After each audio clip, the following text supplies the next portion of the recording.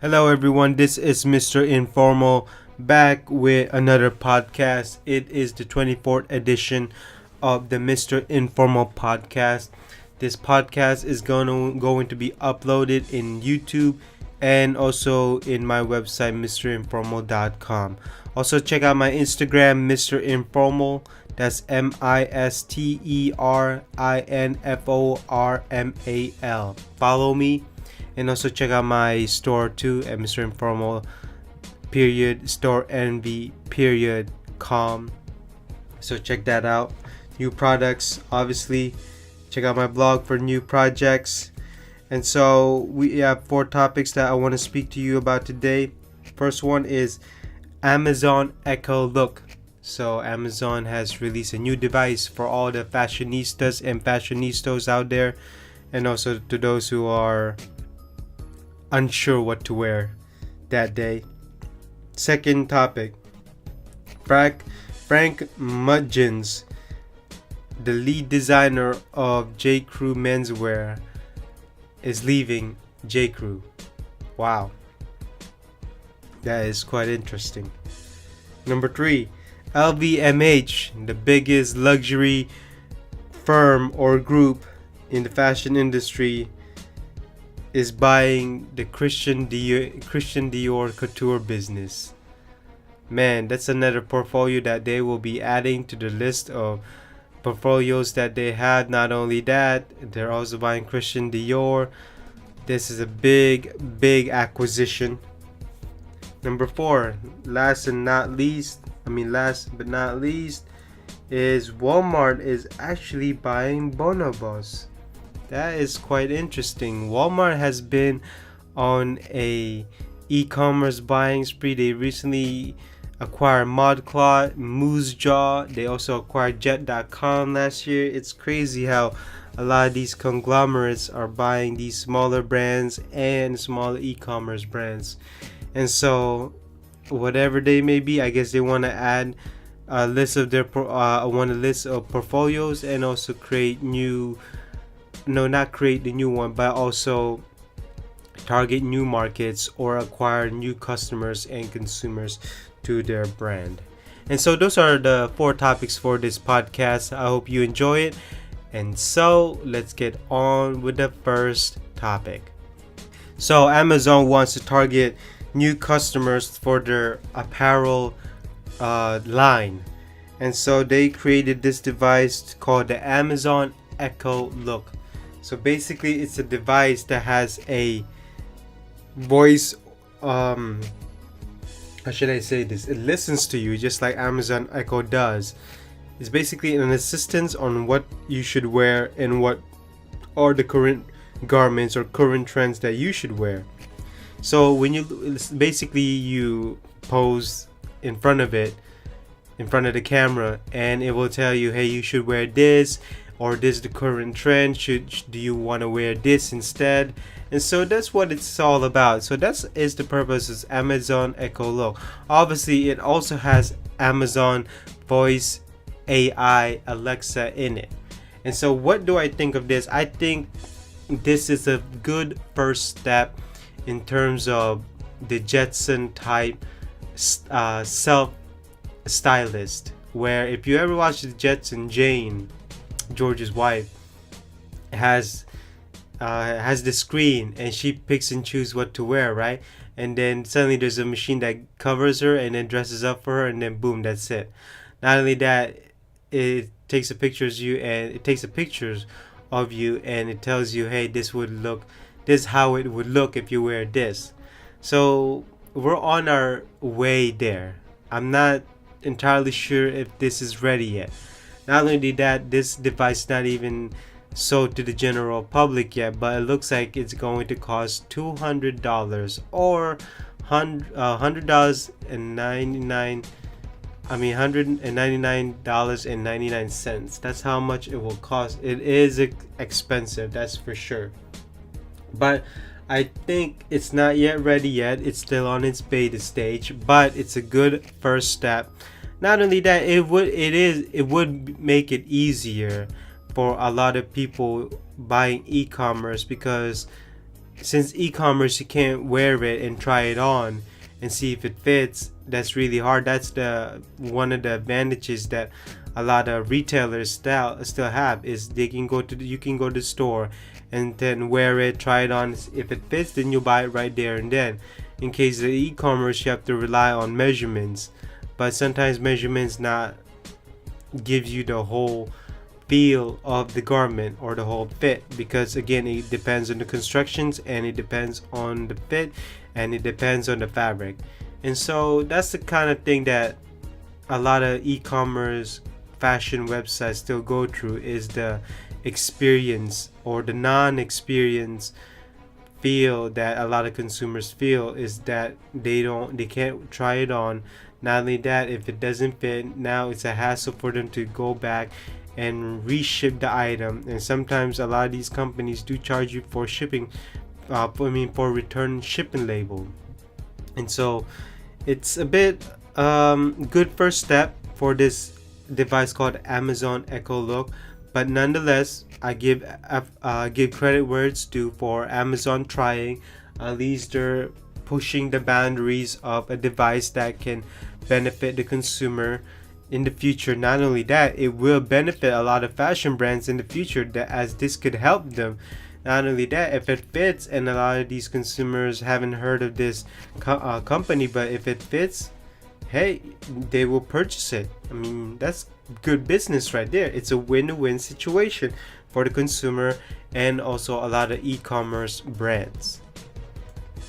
So J. Crew hasn't been doing great lately, and their private is not doing so well. Their sales not up, it's actually down. Not only that, it's been reported that J. Crew is eliminating 250 positions, mostly in the corporate level. That I agree. I cannot fault the people in the store or retail store, or even the managers.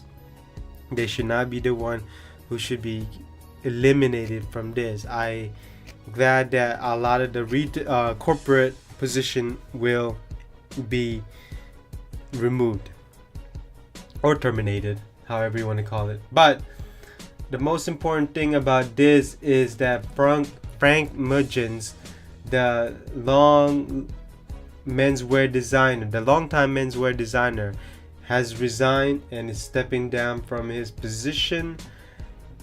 Man, that's this man. I've read about this man. I've also watch a lot of the videos in YouTube. I mean, how should I say this? He made J. Crew menswear the way it is right now. Quite trendy, quite fashionable, almost like a stylist type clothing or personal style type clothing. Not only that, he's one of the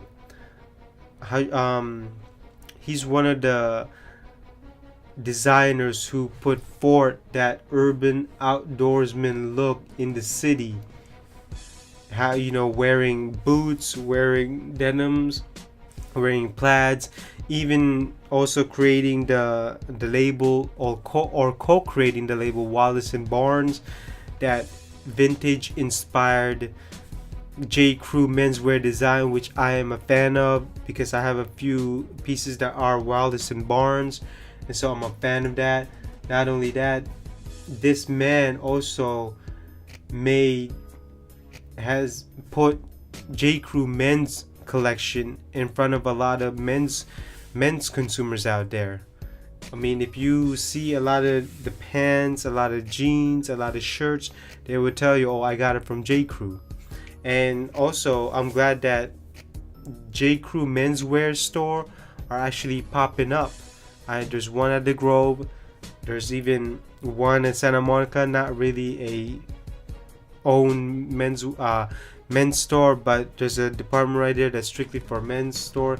Not only that, he also pushed for collaboration, such as J. Crew in Good Company, or bringing Nike to J. Crew with their shoes, collaboration with New Balance, collaboration with Asics.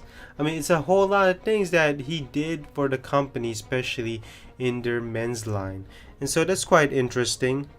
And what do I think the future will hold for J. Crew menswear department? I think it's gonna be a tough position to fill. Not only that, it's also you need I'm telling you, J. Crew, you need a good menswear designer.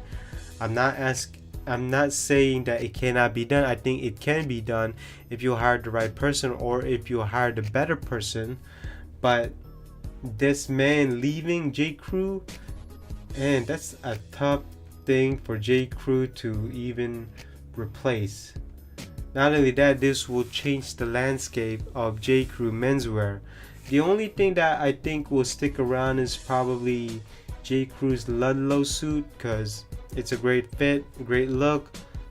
Not only that, maybe they'll keep the dock, obviously dock shorts, but I'm not entirely sure what will happen with Wallace and Barnes. And so we'll see how it goes. Maybe in a couple years we'll see where J. Crew is going right now, especially their menswear designer. As right now, J. Crew is not doing so well. Their sales going down. They're cutting 250 position only in the mostly in the corporate level. And the worst thing of all is their long time men's designer is leaving them. Wow. I mean, everything's just going wrong with J. Crew as right now. So on to the third topic. Moet Hennessy, Louis Vuitton, or basically LVMH is now buying Christian Dior, adding to their long list of portfolio. I'm going to tell you right now, LVMH own these companies, or they are subsidiaries or LVMH. Rimowa, obviously Louis Vuitton, Kenzo, Givenchy, Fendi, Pucci, Dior, Celine, Berluti, and I mean, even watches: Zenith, Tag Heuer, Hublot, Bulgari, retail, Sephora. I mean, geez, it is a lot. Now, I said Dior, but LVMH is buying Christian Dior, the Christian Dior brand, which is worth 6.5 billion euros, or about $7 billion. So what does this mean? Basically, this means that LVMH, to me, I don't think they want to build the brand or build more brands or even having more subsidiaries. I think they were just wanting to buy it because they see a profit in Christian Dior Couture. Not only that, they want to integrate the Dior brand with Christian Dior to have one vertically integrated company in the Christian Dior subsidiary. And so that's what I really think. But is there really more to it? Well, I don't really know, because I really don't see the point of this. Not only that, it looks like the company Christian Dior is gonna let this happen, but I really don't see the purpose of this, because Christian Dior has money. So why do they need the financial backing of LVMH? Why do they need to be acquired by LVMH? That's the point I'm asking, because I really don't see the advantage of this. And I really don't see the advantage of this LVMH acquiring Christian Dior other than more sales or more profit margins. Because in terms of the design or fashion, they already have Dior. They already have Celine, they have Louis Vuitton, they have Kenzo, they have Marc Jacobs. I mean, am I missing something here? I mean, is there a particular does Christian Dior have something that LVMH doesn't have? Could it be the name? Could it be the high fashion brand? Or maybe, I think this maybe it would be the couture line. That might be the couture line, because there's only a few houses that can have the name couture. Would be the Chanel, obviously Christian Dior, and house of I forgot the other brand, but there's only a few, there's not a lot. houses, couture houses out there. And so it's quite interesting because basically they're not just buying the Christian Dior name, but they're buying the whole enterprises, which is again value around $7 billion. And so they're basically gonna own this thing. And I mean, I know they want to maybe restructure the brand to make it vertically integrated, but will it make a difference? The only thing I see that Christian Dior can have advantage of is the financial backing. Not only that, they could be a subsidiary, but in the end, I really don't see the advantage of this. I can only see a big, huge disadvantage for this. And so that basically concludes my thoughts of this acquisition by the big conglomerate group LVMH. And so we're on to the last topic. So this is quite interesting, and I was surprised by this acquisition right here. So Walmart Stores Incorporated is in talks to buy the men's clothing startup Bonobos Inc. by about $300 million. So Bonobos started out as a smaller e-commerce website that was founded in 2007 by Andy Dunn. Not only that, this man had also expanded the business to make a retail chain. So that's quite that's good. They also raised a lot of capital funds by more than 120 million from different financial firms. And so basically Walmart is on a shopping e-commerce spree, ranging from jet.com, the outdoors e-commerce Muytjens, and also the fashion apparel seller ModCloth. So Walmart is adding more consumers to their brand or their portfolio, but does a consumer want to buy Bonobos knowing that they are basically giving their money to Walmart? And that is something that Walmart and the consumer have to ask themselves. Do the consumer want to buy from me as Walmart? Now, as a consumer, do I want to buy from Bonobos to support them, but knowing that my money will go to Walmart? And so I see it two ways. A lot of fans that buy from Bonobos are gonna stop buying from them. Two, Bonobos will have more financial backing and they can create more lines and collection, and they could present it to the customers.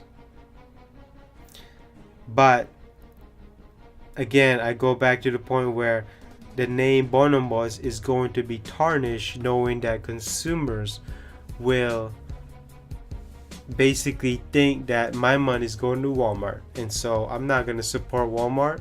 Walmart is evil, and I'm not going to buy from them. So this is going to be interesting.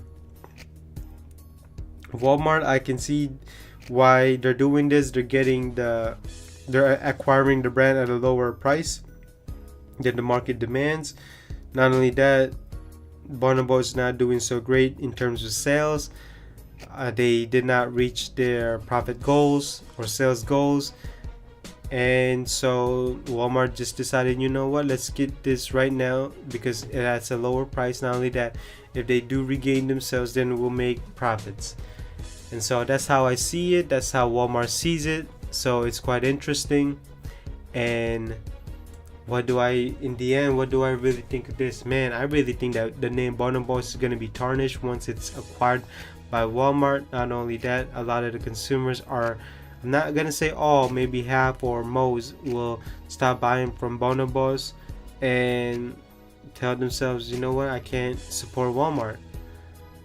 I mean, but then again, if Bonobos can reach fame in the international level, then their profit's gonna go higher too.